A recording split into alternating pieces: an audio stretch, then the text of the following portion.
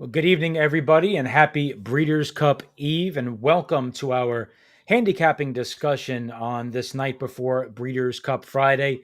And we've brought together a great panel for you tonight. Some experts from the industry. Nick Tammaro, a jack of all trades, is with us, an odds maker, handicapper. He's involved in podcasts, of course, the track announcer. He's actually joining us live from the front runner over at Santa Anita as he is on track and gearing up for the BCBC contest.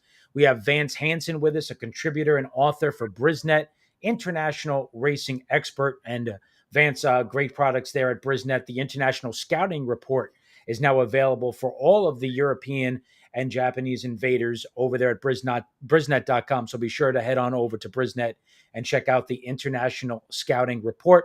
And our very own James Scully, Churchill Downs handicapper and racing analyst as well, contributed with us at TwinSpires. So great panel to talk about some of these Breeders' Cup races for you tonight.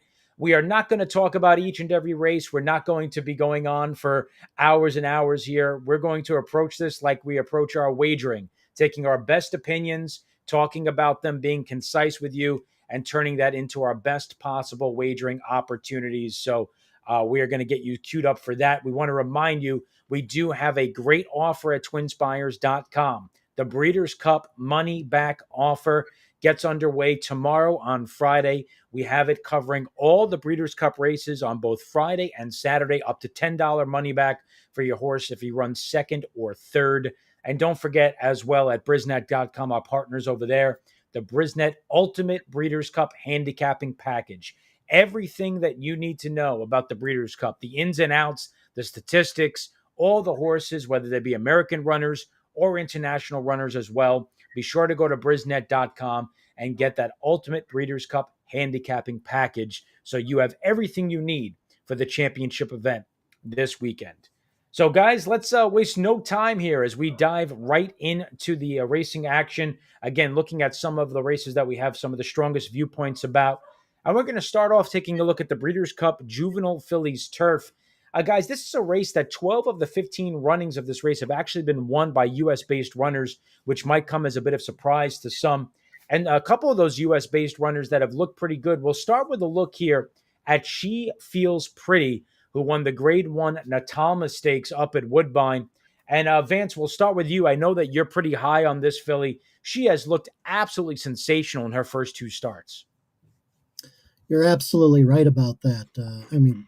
The trip that she got in the Natalma at Woodbine was terrific, a terrific ride by John Velasquez. And this filly just exploded down the lane, won very comfortably. She looks to me like the horse to beat here. And kind of going back to what you said about the American dominance of this race, 12 for 15. And it's the exact opposite in the juvenile turf for the Colts, where the Europeans have been dominant. The Europeans typically don't send their best fillies over here for this race, which I think makes a significant difference in the lopsided nature of America versus Europe. A couple of 2-year-old fillies they have sent over this year. We've got Porta Fortuna, who comes off of a victory in the Cheveley Park Stakes. Not a great rendition of that, I don't think. Perhaps the European to be concerned about here is Carla's Way, who comes off of a victory in the Rockville Stakes at Newmarket. The form of that race has worked out really well. The second and third came back to run 1-2 in the Group 1 Fillies Mile over at Newmarket as well. And then two back, Carla's Way ran second to a filly named Darnation, who repeated in the Grade 2 Mayhill at Doncaster. So Carla's Way, I think, of the Europeans might be the one to be concerned about among the shippers. But overall, I think She Feels Pretty is really the filly to beat here. Yeah, it certainly seems that way. Nick, how about yourself when we talk about She Feels Pretty? This is a race where you take a look at a huge field. A lot of people might be including a lot of horses in here. What's your approach to this race? Is this a race where you try to zag when everybody zigs, or does it look like She Feels Pretty might be that much the best? Yeah, I think in a multi-race play, by all means, there's a big advantage to trying to go narrow in a situation like this where you're dealing with quite possibly a 4-1 or 9-2 favorite. Those are going to be races where people generally go 5, 6, 7 deep. And I think going one deep, two deep, something like that. If you have an opinion, there's just such a huge advantage to doing so. That's what I'm going to do with a horse like Carla's Way. I was glad to hear Vance endorse her a little bit. I thought her last race was really terrific, especially when you pick apart the nature of that race with her being close to the pace and then ultimately holding off two horses that both came back and ran very well. So this is a race where Carla's Way is going to be very prominent on my multi-race tickets, and any of my intra-race betting is definitely going to include a win bet on her and some very focused exactas over the other horses that I think can contend for a piece. Good deal. James, we're going to show one more replay before we get some of your viewpoints on here. An American runner that I was a little bit high on because she ran a really fast race on the day was Austere at the Kentucky Downs Juvenile Fillies. Austere ran considerably faster on this day than the Colts did in the Juvenile counterpart. Now, I know Kentucky Downs runners have not been good in Breeders' Cups for the most part, especially the Breeders' Cups that have been run in California. But I thought this was a pretty impressive effort, James. And at 12-1 or in that ballpark, she's a filly that might attract some of my attention, especially from an exotic standpoint. Yeah, absolutely. 2 for 2 so far for Brendan Walsh. And, one thing about Austere is, and you can watch this replay, I mean, she does have like some tactical foot. That's one thing when she feels pretty that I will say. I mean, she has not gotten out of the gate very well in either start. One of them was a sprint at Ellis Park that she just came running late to win in. That her last race in the Talma was a one-turn mile, and she was able to work out some positioning on the backstretch. But I'd be a little bit worried perhaps if she was like next to last or last in the early going. As well as Austere, the other American I got to mention is Chad Brown's Hard to Justify. He's won the race a bunch of times. His first Breeders' Cup win came in the Juvenile Fillies turf. This is a filly that is 2 for 2 so far by the hottest, arguably, sire in the world presently, Justify. And after winning her debut from off the pace, granted it was a slow pace, but I did like the fact that she showed some tactical foot. And I think if she can, get good positioning, it looks like Dreamfire is going to come rolling out of the gate from the far outside. We'll see how much other pace is in the field, but perhaps Flavian Pratt and Hard to Justify could work out a good trip, Darin.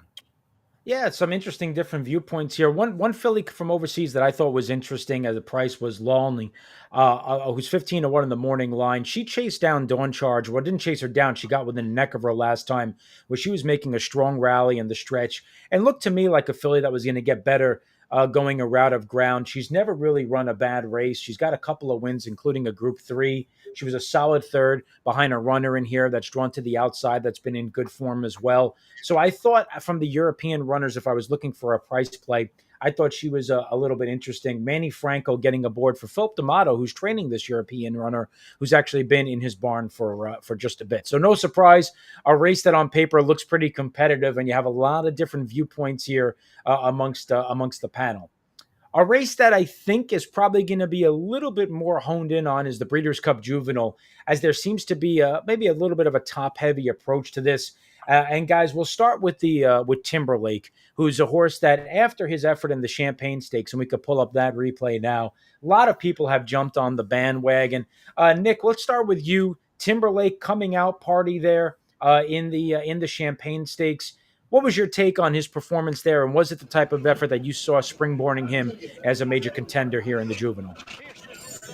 Yeah, and I promise no cringeworthy Timberlake puns from me on this one, but not saying anything like he said bye. I promise, no more. It looks like he really took a step forward in this race. He had hinted at having some pretty serious ability. I think the problem that a lot of people, handicappers, ran into with regards to the hopeful was that we were disappointed with the race from a speed figure perspective. It was a lot slower than was expected, but one of the things, and having made figures in the past, one of the things that crossed my mind immediately was that this is a race that kind of probably lived in isolation. There were a lot of turf races around it. It was towards the end of the card, obviously. So I didn't want to hold it against him too much. I thought he was terrific at Aqueduct in that Champagne in the Belmont at the Big A meet.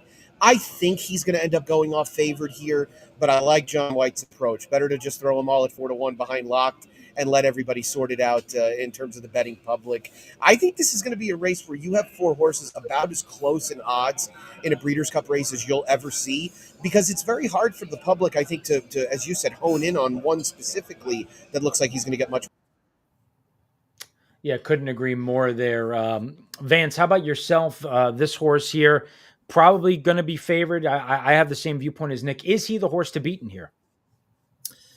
He might be. I haven't seen any of these horses in the flesh, but just what I've seen on television, he looks fairly physically imposing compared to some of the other competition. I give Nick his points about the hopeful, but part of me thinks I just can't get past that loss. It was a very substandard hopeful as far as time was concerned, speed figures. And granted, Timberlake did take a huge step forward in the Champagne, although he may have benefited quite a bit from the sloppy track that day. This is just something that's going to be resolved, and we'll find out more where everybody stands after Saturday's race. James, pretty top heavy race. As Nick mentioned, we got 4 horses between 7-2 and 4-1 on the morning line. Curious for your take here on Timberlake as well. Yeah, I thought he took a huge step forward without blinkers. And as far as that hopeful goes, I mean, he's a young horse that if things weren't going his way in his debut, he ran 6th and then he breaks his maiden by 9 lengths. So, I mean, if I could see where he had trouble early in the hopeful and then he had a tough trip in the stretch, I'm willing to give him the benefit of the doubt. And I love the turn of foot he showed. As far as like upside, I mean, I think the Juvenile has like serious contenders coming from 3 races, and the Champagne with Timberlake and even the runner-up General Partner and the American Pharaoh with Muth. They both ran real strong figures. As far as the Breeders' Futurity winner, Locked, who we'll get to, his number didn't come back as fast as those, but he had a troubled trip. He was wide on both turns, and he really had sort of that effort that reminds you of Forte last year. So I do think it's a situation where bettors, I'm willing to take a stand against Prince Monaco coming off the Del Mar Futurity. I think the bettors have 3 real strong win options with Timberlake, Locked, and Muth. I like Timberlake best because of his turn of foot. But like I said, and we're watching the Breeders' Futurity right now with Locked, there's a lot to be said for this effort, Darin.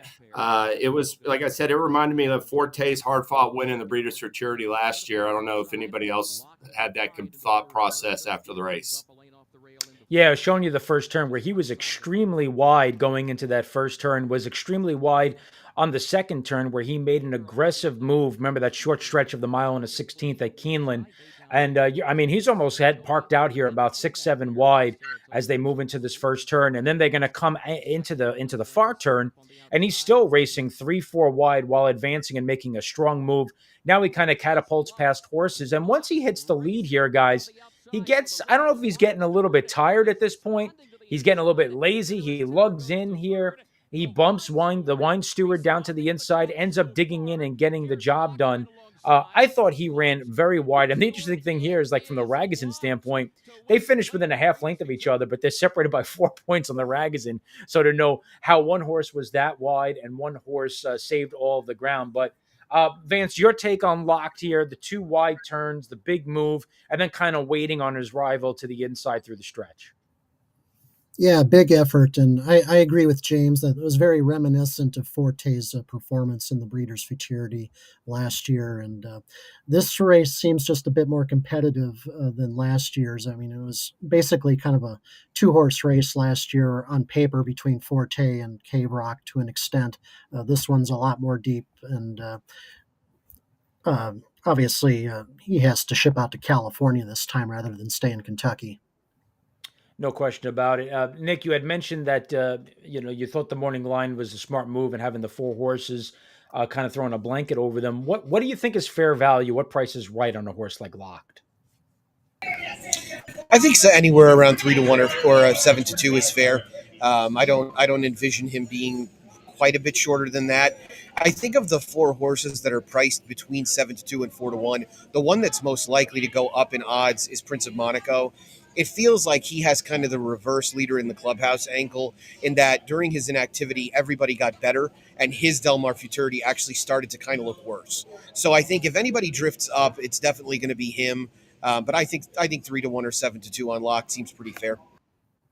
A horse that's definitely going to be a higher price than we thought after his debut is the Todd Pletcher trained Fierceness.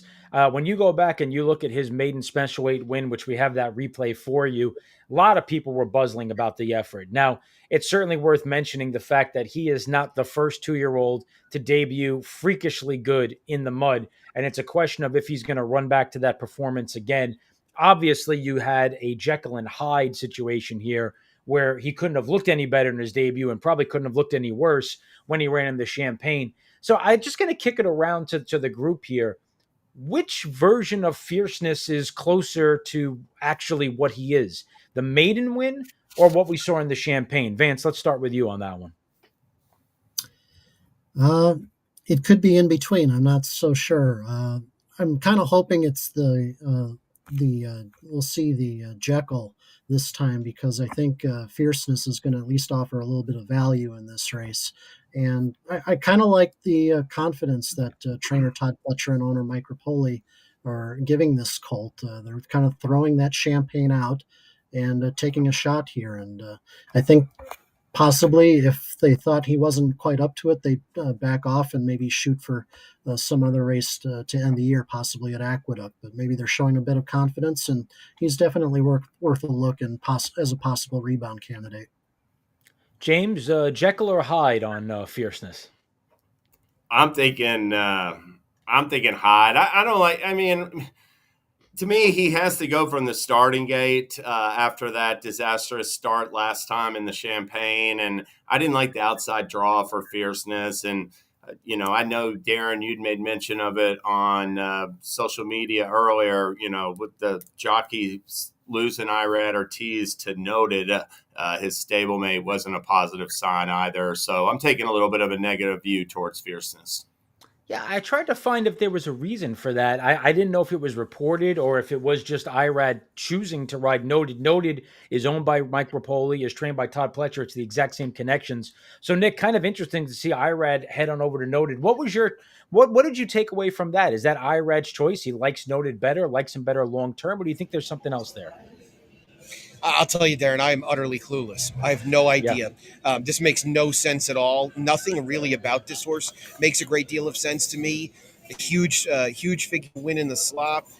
Runbacks have all been good. Everything was in position for this horse to run well in the Champagne, and he was a complete and total no-show. And if you remember back to earlier in the week, we only found out that Noted was going here on Monday. So before they drew the race, we found out Noted was going here. So Irad at some point opted to ride Noted instead of Fierceness, which, again, that doesn't make any sense because he's getting the choice mounts for this ownership and obviously for Todd Pletcher as well. So, yeah, what I can tell you is that I would never bet this horse at 6-1. I have a pretty strong feeling he's going to go up from there because I really don't think the public is going to be that forgiving in terms of throwing out his last race, not when you see so many real win candidates like those top 4 choices. Yeah, definitely agree there. I think he's going to offer a price for the believers, but we'll see which version of Fierceness shows up. A lot of different ways to go. I think there's 3 or 4 major win contenders, a very compelling edition, and a good betting edition of the Breeders' Cup Juvenile. That's a wrap on Friday. We're going to talk about those 2. We're going to flip the page to Saturday.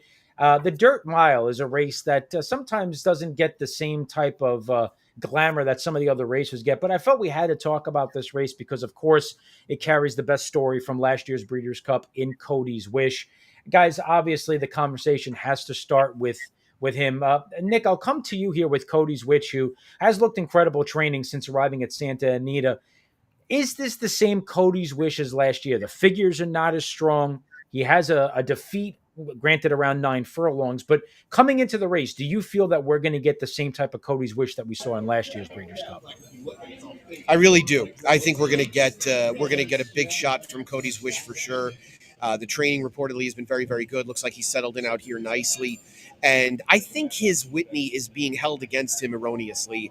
I really don't think he had much of an opportunity to run well in there with the slow break, the very, very moderate pace, and the fact that he's probably not as good as he looked in the Met Mile and the Churchill Downs Handicap. He's definitely not as bad as he looked in the Whitney. So he falls somewhere in between.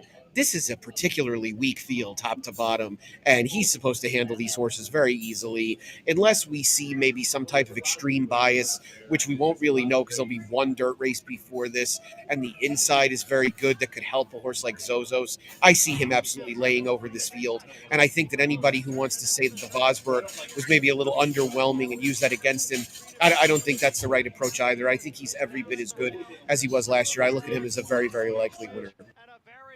Yeah, I think that's a popular take, and I agree. This field did not come up particularly strong. James, last year he won at Keeneland around 2 turns. Some people saying he's shipping to California. He's got to go around 2 turns again. They still believe that he's best at a 1 turn 7 furlong, 1 turn mile. Does the 2 turns here going around two again bother you, or does it not matter because he won doing this trip last year? It really doesn't bother me. And there's three dirt races on Saturday that have horses looking to repeat in them. Elite Power in the sprint, Good Night Olive in the Filly and Mare sprint, and Cody's Wish in the dirt mile. I think a person could make an argument that all three of them perhaps might not be as sharp per se as they were last year. But I think Cody's Wish has the best chance of the trio to win on Saturday. And a lot of it goes to what Nick was saying. I do think that he has turned up his training. According to all reports, he's just training fabulously at Santa Anita. And I don't think the competition's there. I do think Zozo's a better 1-turn horse. So I think Cody's Wish he doesn't have to be, a 90% perhaps even of what he was last year, where he narrowly beat Cyberknife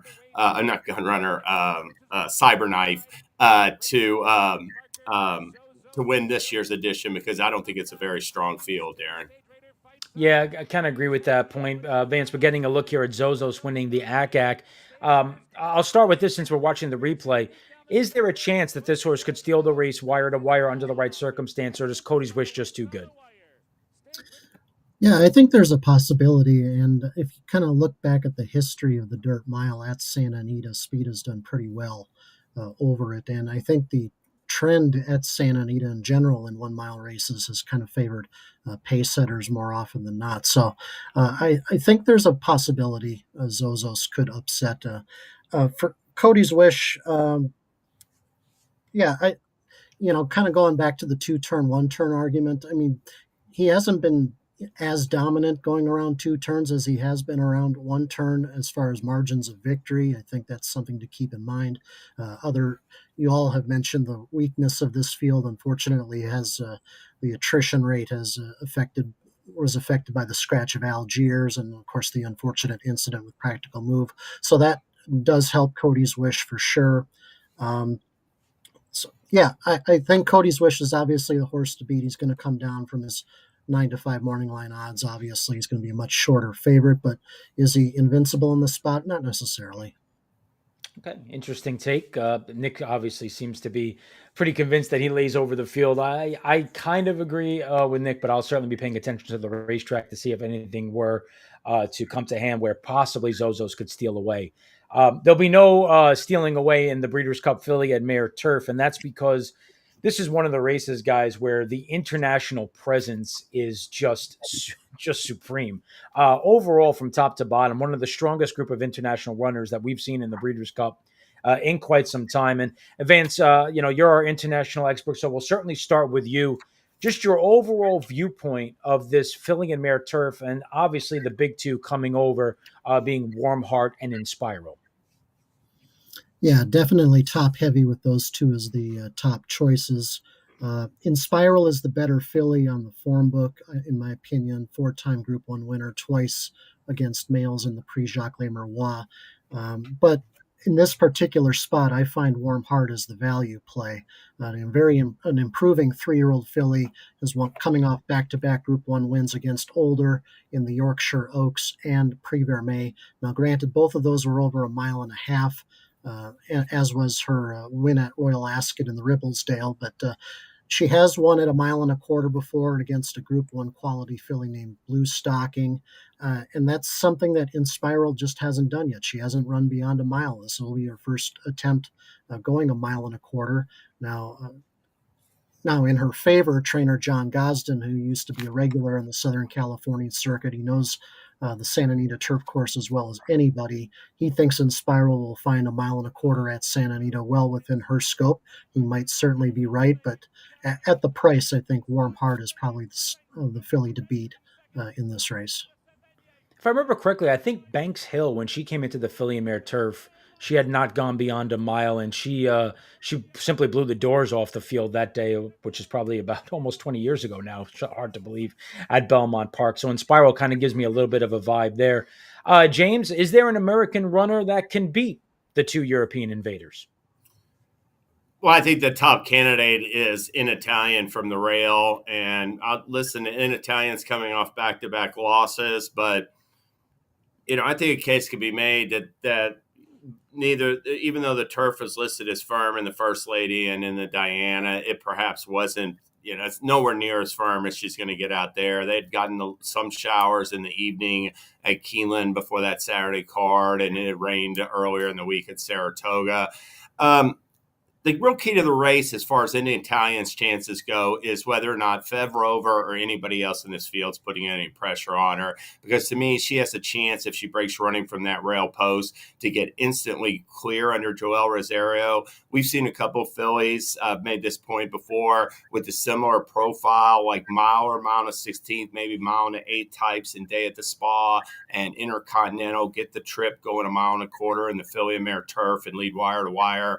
And I think In Italian, she's going to get the ground she wants for the first time, and since 3 starts back, and is a threat to lead all the way. What do you think, Nick? Always a threat. Yeah, I was just going to ask Nick, do you think the international runners stand out here, or is there an American runner that's got some value to her? I mean, it feels like they do kind of lay over the field. Watching those replays back and looking at some of the form lines of Inspiral, I certainly defer to Vance's opinion of these horses, the internationals, but they look tough.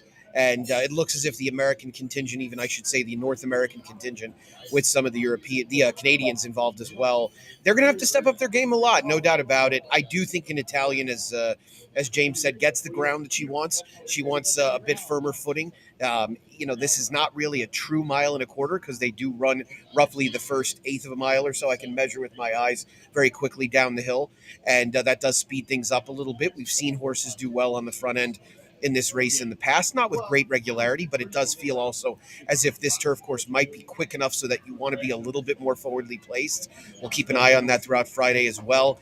Bottom line, to answer the question, I think the North American contingent is going to really have to have their running shoes on, because Inspiral and Warm Heart look like horses that are going to be exceptionally tough.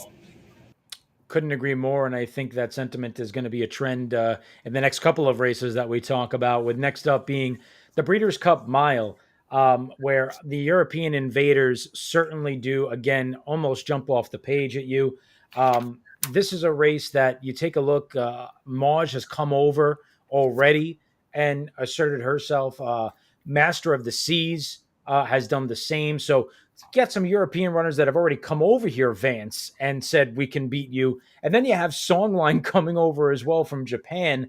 That's all the buzz. Again, an extremely top-heavy international charge. Yeah, absolutely. I'll start with Maj. 3-year-old filly, came over, ran in the Queen Elizabeth II Challenge Cup at Keeneland. First time running back since the 1,000 Guineas in May, when she beat a really good filly named Tahira. Maj led wire to wire. First time over 1.1 miles.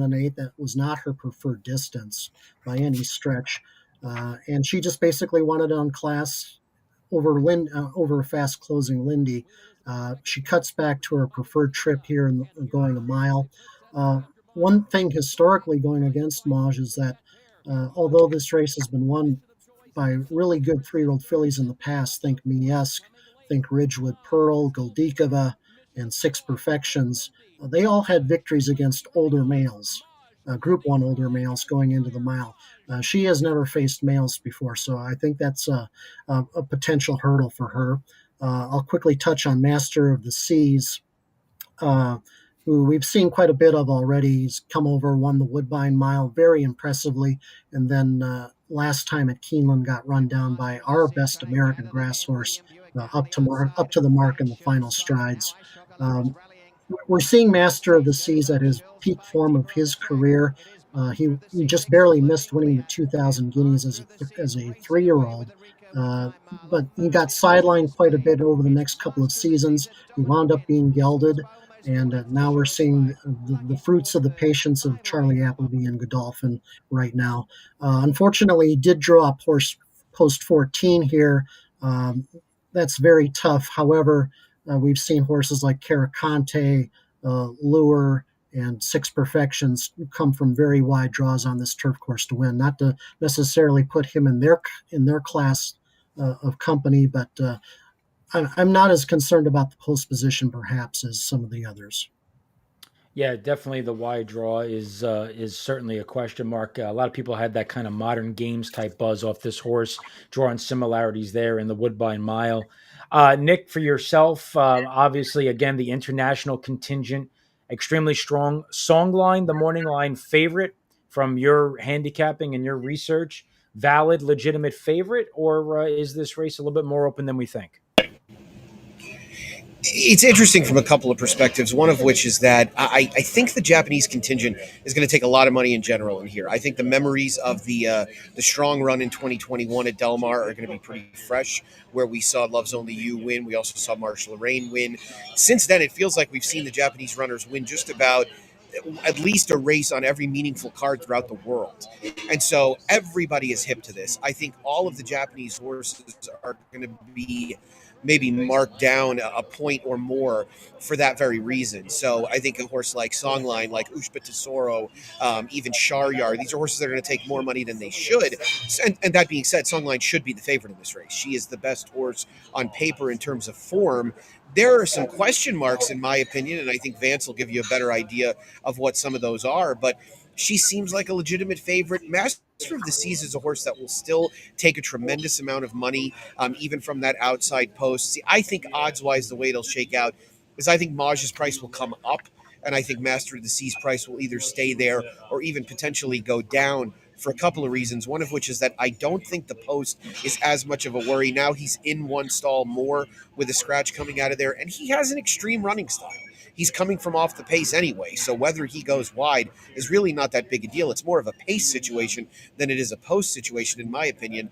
And the Charlie Appleby runners, despite him not having as much success in America this year, they have been bet very heavily in every race where he has had a major player. I don't expect this to be any different. James, the value in the race, if you find an American runner that you think has a chance, it seems to be that you're probably going to get a square enough number. Anything in this field from the U.S. North American contingent that you think can stack up against these international runners? Well, I mean, they're going to be up against it like everybody's talked about so far. I will say this, Songline is like a stone cold closer. So it'll be interesting to see how she gets out of the gate. I think that's an issue for Ushba Tesora. If you're backing her at less than 5-2, I don't think you want to be dead last early in this field because Maj, to me, has more tactical foot. She might be on the lead. And if that's the case, it could be advantage to her. But as far as the Americans go, I'm intrigued by Cheryl Spite, perhaps more for a vertical exotic perspective. Ran second last year in the Breeders' Cup Mile, comes in off a second to Master of the Seas in the Woodbine Mile. And I know a 3-year-old that Vance had mentioned that's sort of grown on me a little bit, sort of for the same perspective is More Than Looks. I do think that this colt is coming to hand right now in a sense, and he's going to have to step up and run the race of his life. But we see 3-year-olds do this in the Breeders' Cup before. So I think from perhaps like if you have a strong opinion on one of these Euros, you have an opportunity perhaps to get some value underneath of them if they do prevail for you. Yeah, part of me is rooting for Casa Creed here just to see him. He's such a cool horse, but I think if the Breeders' Cup Turf Sprint was down the hill at 6.5, he probably would have had a much, much better shot there than he does against this field. Vance, we'll swing back to you just really quickly here to give you an opportunity on Songline. We watch the European runners quite a bit face each other, and we get a decent feel, but Songline, we really don't have any idea what it is that she's running up against in Japan. So can you put that in perspective, like what she's beating and how that stacks up to what she's facing here? Yeah, she's been beating Group 1 horses in Japan for sure in some of her major wins over there. But the thing is that they don't travel outside of Japan too often, and so we just don't have that collateral form we can compare her to.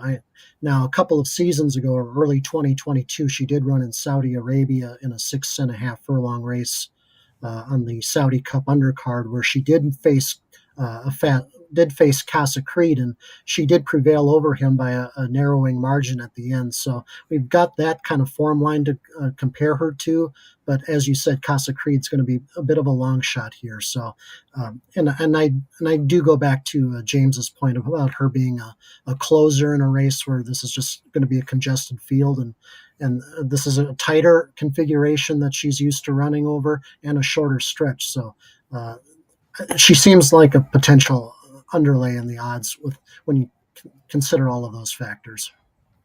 All those factors definitely play into the next race we're going to talk about as well, the Breeders' Cup Turf. And they played into it several years ago when Shamie Heffernan put forth one of the greatest rides in Breeders' Cup history aboard Highland Reel, where he threw down the gauntlet in the backstretch, said, "Catch me if you can," and nobody could.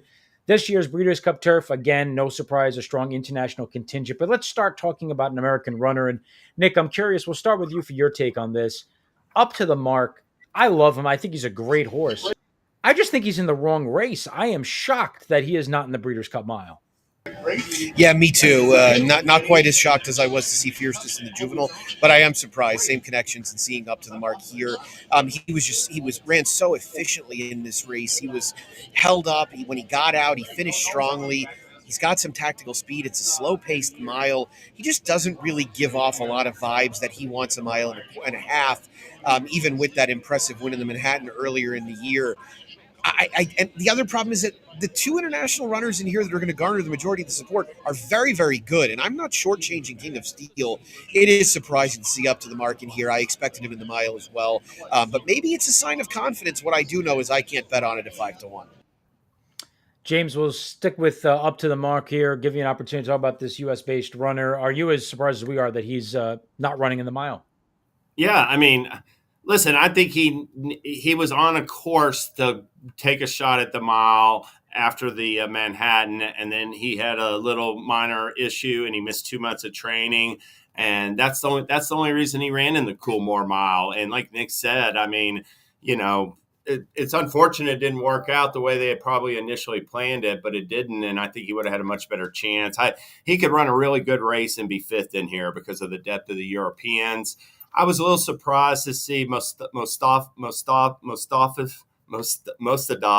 be the 5-2 morning line favorite. I do think August Rodin is going to be the favorite come post time. Wouldn't be surprised to see King of Steel be second. But I will point out, these two, August Rodin and Mostadov, have a similar form line rival where they both ran against Luxembourg. August Rodin ran against him in his victory in the Irish Champion, beat him by a half length that day. We're looking at Mostadov's race at York, I believe, where he wins the Juddmonte International, but 2 starts back in the Prince of Wales, he drilled Luxembourg by 4 lengths. Luxembourg was a second place that day in a deep field. So I think the difference is most stuff hasn't been running at the mile and a half distance per se, a lot of mile and a quarter starts as much as the others, but I think he'll handle the distance just fine, and I'm giving him a slight edge in that race, Darin. Vance, this race is right up your wheelhouse, and I'll give you kind of open road here. But one of the things that I didn't note on Mostadov was that his lone win at 12 furlongs was on synthetic, which seemingly would probably be against softer company than what he's seeing here. Is there anything to the fact that this horse is 0 for 4 going a mile and a half on turf? He's had some excuses going a mile and a half. The last time he tried it was in Dubai last March, and of course he ran into a nice horse named Equinox, who is the highly rated Japanese performer. He lost by 7 lengths there. Mostadov ran in the Arc last year. The ground was bottomless. He didn't handle it at all. And then before he won on the synthetic, he did run one good. He's run one good race going a mile and a half, but he got upset in the Princess of Wales Stakes last summer at Newmarket, and he lost to Broome, who's going to be a huge long shot in this edition of the Turf. So he's kind of like in Spiral. John Gosden thinks if he's going to get a mile and a half anywhere, it's going to be here at Santa Anita. He might very well be right, but at the morning line price of 5-2 or anywhere around there, I'd be leaning against him. The other two major international runners are August Rodin and King of Steel. August Rodin has beaten King of Steel 3 times, but there is a little bit of Jekyll and Hyde to August Rodin too. When he's good, he's very good. When he's not good, he doesn't really show up at all. So I guess the two questions are: one, can King of Steel turn the tables on August Rodin, and which version of August Rodin Vance is going to show up? Yeah, you mentioned the 3 losses King of Steel has had against August Rodin. The first time was when they were 2-year-olds. August Rodin was going into the Futurity Trophy as an odds-on favorite, and King of Steel was coming off a maiden win like 10 to 12 days beforehand. So advantage August Rodin there. Then they faced each other in the Epsom Derby. August Rodin had a prep, a bad one in the 2000 Guineas. King of Steel had no prep whatsoever. It was his debut as a 3-year-old. August Rodin prevailed, but not by much at all, over a very testing course at Epsom. August Rodin ran another bad race in the King George VI at Ascot in July, and King of Steel actually outfinished him there, finishing very good third behind the quality older horses Hookham and Westover. And then their most recent meeting was in the Irish Champion over a Leopardstown course that August Rodin had winning experience over. King of Steel did not. So I think King of Steel has had some excuses against August Rodin in the past. He comes off of a very demanding but really good win in the Champion Stakes 2 weeks ago at Ascot. That was over a very soft course that I don't think King of Steel necessarily liked, but he showed his class getting up to running down the very nice filly via Sistina. Obviously, the 2-week turnaround is going to be a major concern. He's not going to be as fresh, but he's going to love the firm going at Santa Anita. He's looked a picture perfect this week from according to a lot of the people that have been on the track there. So I'm giving King of Steel the edge here against August Rodin, because, as you said, we just don't know which August Rodin is going to show up. Nick, your thoughts here? These 3 big international runners, King of Steel back in 2 weeks, version of August Rodin, or do you land in the corner of an American to pull what would be a pretty big upset here? Yeah, I think I favor Augusta Rodin just a little bit over Mostadaf. I do think King of Steel is dangerous as well. I think the American horse is going to be overlooked as War Like Goddess, and I'm not ready to completely dismiss her.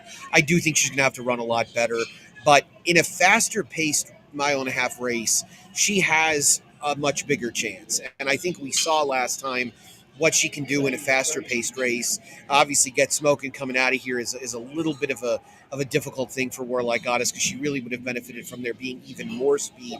Balladeer, I know, will set the pace, and there'll be a few runners in here that are somewhat forwardly placed, but I think she's still a little bit interesting, though I envision Mostadaf and Augusta Rodin really one of the two being in the exacta almost under any circumstance.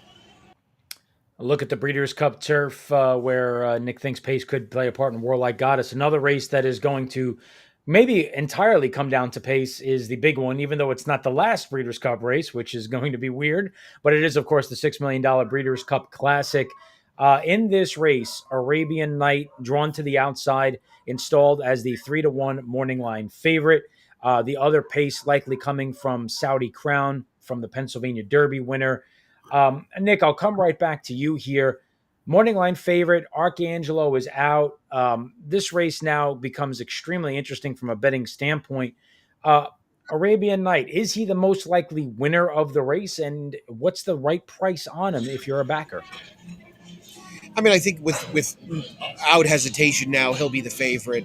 I kind of thought Arcangelo was going to end up the favorite. I would have probably made him the morning line favorite, but obviously with him out, it looks as if Arabian Night, based on some of what we've heard about the workouts, what we've seen with the pace that he possesses. The problem he runs into is Saudi Crown being in here. I think Darin the White Abario is going to take more money than he's been assigned on the morning line. I feel like everybody who I consider to be sharp, and maybe I need to be around different people, but everybody who I consider to be sharp is on White Abario. So I feel like he is going to be kind of the sharp player's horse.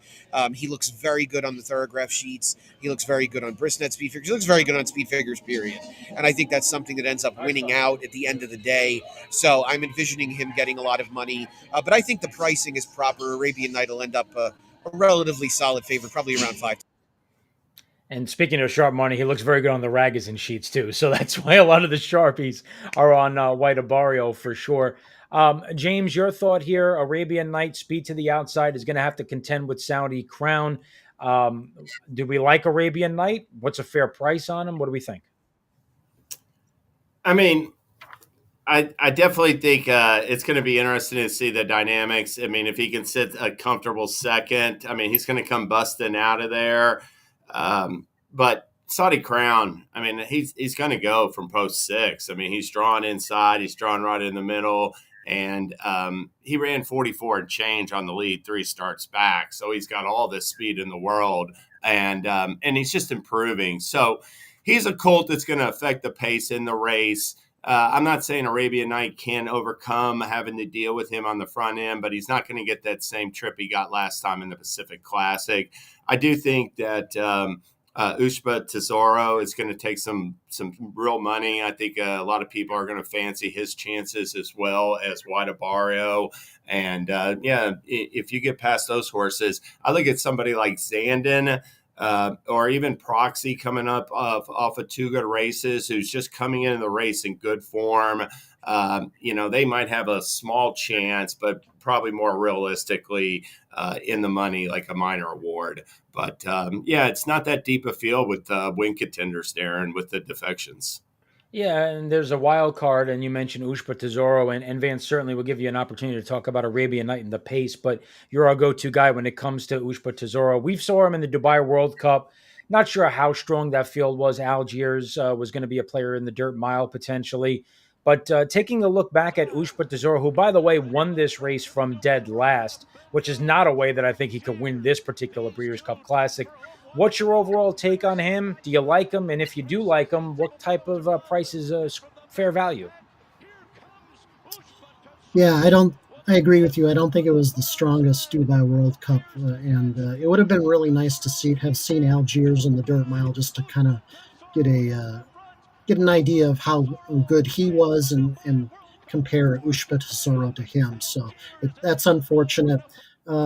One of the assets of this horse is that he is 6 for 6 at 1.25 miles or slightly longer. I mean, this horse is going to run all day, and of these horses in the Breeders' Cup Classic, there's just not a whole lot of 1.25 mile form on most of them to hang your hat on. So distance obviously is going to be no concern.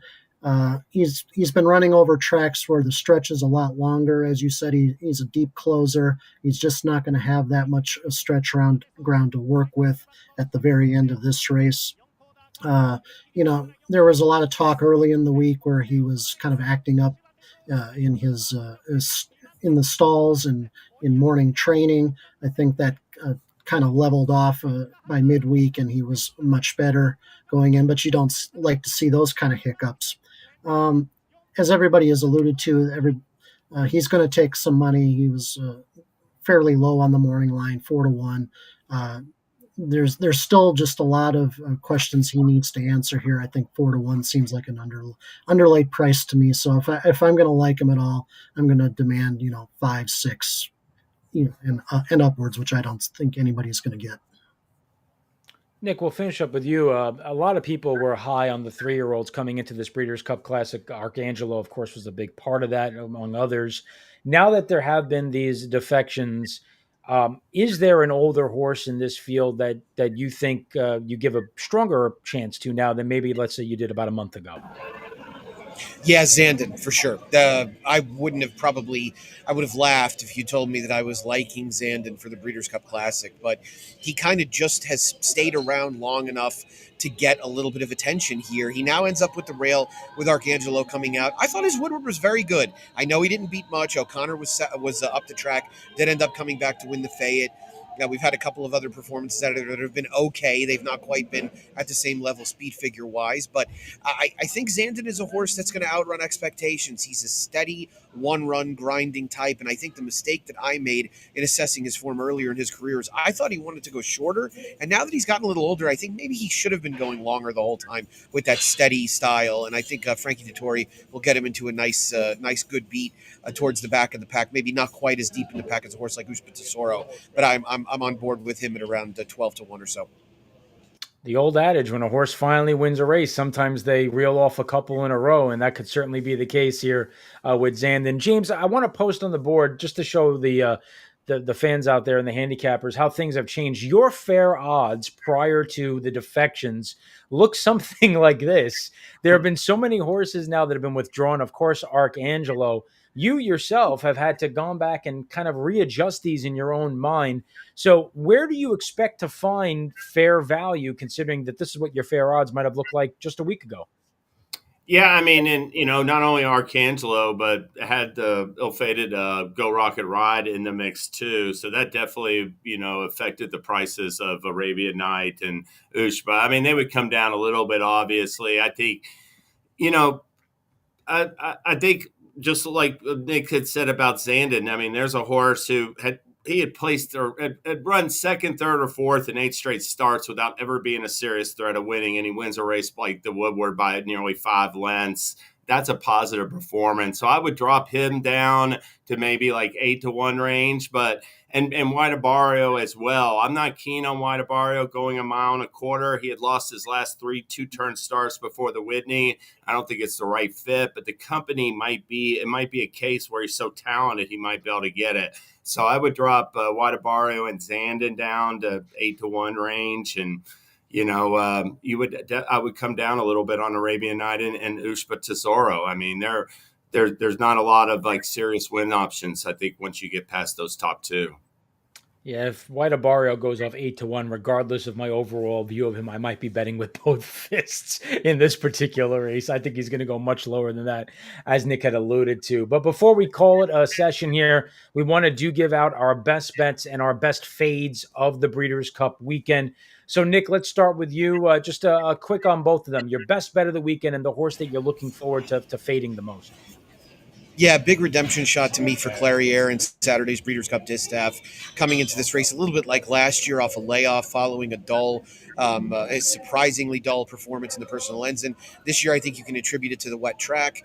I think she's going to get far more pace to run at than she has in any of her prior starts this year, and I'm expecting the real Clariere to show up. I love the strategy that Steve Asmussen has used over the years, sending his horses out here early to get acclimated. She's reportedly trained very well. My best fade is Master of the Seas. I don't want a horse from post 13 that I think has just been slightly above average in his 2 starts in North America. I think you really are going to require him to run quite a bit better in here to contend, and I don't want any part of him at or around 7-2.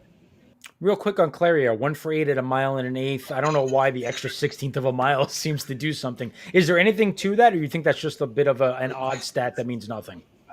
Yeah, a bit of a curiosity, right? I mean, if she gets an outside run last year, maybe she's 2 for 8 and wins the Breeders' Cup Distaff. So, I think it's just been something that's been situational for the most part, especially with her style, right? You'd think 1 1/8 miles would be better than 1 1/16 miles. But I think some of those, her 0 for Saratoga record, save the Chuvy last year, has certainly contributed to that looking as dull as it does. James, the Distaff is a race that 3 of us are going to talk about. You're one of them. Are your best bet and your best fade? Yeah, I mean, listen, I think Idiomatic, you're not going to see a filly that loses an entry-level allowance race at Turfway Park in December. You don't expect her to be in the mix for being the best dirt, female the following season. But Idiomatic did that. She ran a whole bunch of times at Turfway in the winter. She lost her first dirt, return to dirt in the Ruffian. But I think the progression she's made in the last 4 starts, her performance in the Personal Ensign that day, on the Brisnet speed number, she got a 106 number. That's the fastest number any of these runners have earned this year. And I think she's going to take a step forward off that spinster and just crush them in the Distaff. And I'll bet Search Results and Clariere underneath her. As far as my best fade, I'm against Elite Power in the sprint. I thought Elite Power was Jackie's Warrior. If you were against him, it was a terrible field that he beat last year. CZ's Rocket was second. I thought the best race of his career came in February in Saudi Arabia. I've been underwhelmed by his last three performances, and part of my strong fade against him is I don't think he can beat Speedboat Beach or Dr. Scheibel at Santa Anita at 6 furlongs on Saturday, so I'm fading Elite Power. Okay, I'm actually in the same camp as you. It's not my best fade, but is one of the horses I'm looking forward to fading. Vance, for you, best bet of the weekend and your best fade. Yeah, I mentioned both of them earlier in the show. My best bet is She Feels Pretty in the Juvenile Fillies turf. She was just so eye-catching winning the Natalma at Woodbine. She was just automatically shot up to the top of my list for this race. The competition from Europe is pretty soft, seemingly. I expect her to have a really good trip in this race, and I think just because of the numbers in the field, I mean, she's kind of looking to be a lukewarm favorite. 7-2, 4-1. I'll take those odds all day long on her if that indeed is what she goes off at. My fade is August Rodin in the turf for the reasons I mentioned. I think King of Steel has a big opportunity to turn the tables on him for the first time, really. In the turf, and then Mustadov obviously is going to probably be a huge factor in there as well. And so, as a 5-2 favorite, August Rodin for me, I think is a horse worth taking on with the other two Europeans. My best bet comes in the distaff, same as two others, and it's a different horse. In a million years, I never thought that this would have been my best bet in the distaff when it looked like Next and Clariere were going to lay over this field 3 months ago. But Pretty Mischievous is my best bet of the Breeders' Cup distaff, and I think it comes down to pace. I think there's going to be a very hotly contested early pace. A lot of the key contenders in this race want to be forwardly placed. When that happens, it typically ensures a good clip. And I remember the Breeders' Cup distaff a few years ago when March Lorraine came from out of the clouds to give me my sickest beat, probably in the history of the Breeders' Cup, when I needed Dunbar Road for a lot of different wagers. I'm looking for Pretty Mischievous to have a similar type of run here. Move that speed figure up just a touch to pull off a little bit of a surprise against the older Fillies and Mares. And my best fade is in Italian. I think she's facing a much stronger contingent here with especially the European runners that are coming in. I know she's got a speed advantage over some of them, but I think she's just facing a stronger group here. And at anything close to 4-1, I really don't want any part of her. And I don't think she's been as good this year as she was going into the Breeders' Cup last year. So a couple of reasons there. While I'll be against in Italian in the Filly and Mare turf. Well, that puts a wrap on our Breeders' Cup discussion for Nick, James, and Vance. Thanks so much for joining us. Don't forget, we have our money back offer at TwinSpires, up to $10 back on all the Breeders' Cup races. You get your money back if your win bet up to $10 finishes second and third. That gets underway tomorrow for Breeders' Cup Friday. And of course, we have our Breeders' Cup Ultimate Handicapping Package there at Brisnet.com. Past performances, analysis, picks, everything that you need to know about the Breeders' Cup at our home for past performance data, Brisnet.com. So be sure to check that out. So once again, for Nick, Vance, and James, this is Darin Zoccali signing off, wishing you the best of luck this weekend with all of your wagers at the Breeders' Cup.